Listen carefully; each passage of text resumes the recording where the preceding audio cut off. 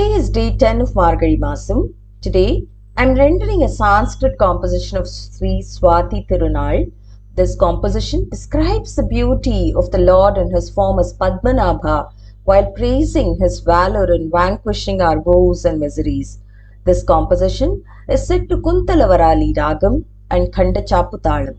भोगीन्द्रशायिनं पुरुकुशलदायिनं भोगीन्द्रशायिनं पुरुकुशलदायिनं भोगीन्द्रशायिनं पुरुकुशलदायिनं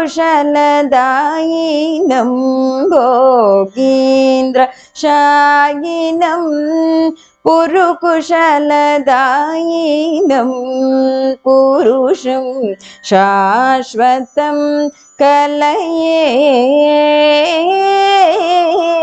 भोगीन्द्रशायिनं पुरुकुशलदायिनं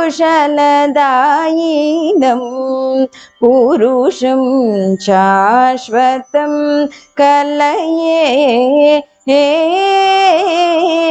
भोगीन्द्रशायिनं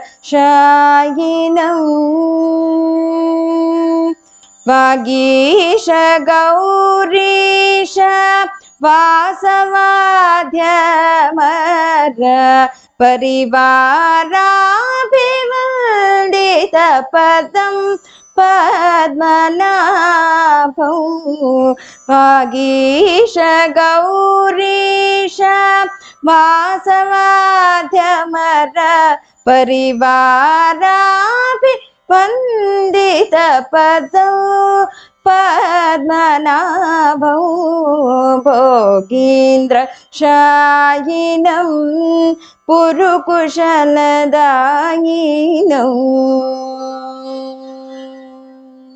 कलितनुति सन्न्यासि भजनानुगुणविहित सुललिताकारमहितं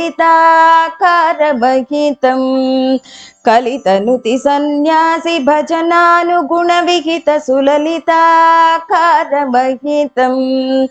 कलुषहर परिसरोज वनपद्मतीर्थादिखण्डिताशेषदुरितं कलुषकर परिसरोज वनपद्मतीर्थादिखण्डिताशेषदुरितं कलशोद्भवान्वितमहेन्द्र त्रिकूटवरमलयाचलेन्द्रविनुतं कलशोद्भवान्वितमहेन्द्र त्रिकूटवरमलयाचलेन्द्रविनुतं कलदमन वाञ्छिमार्ताण्डवर्भा कलितकाञ्चन विमानलसितं पद्मनाभं भोगीन्द्रशायिनं पुरुकुशलदायिनं पुरुषं शाश्वतं कलये भोगीन्द्रशायिनं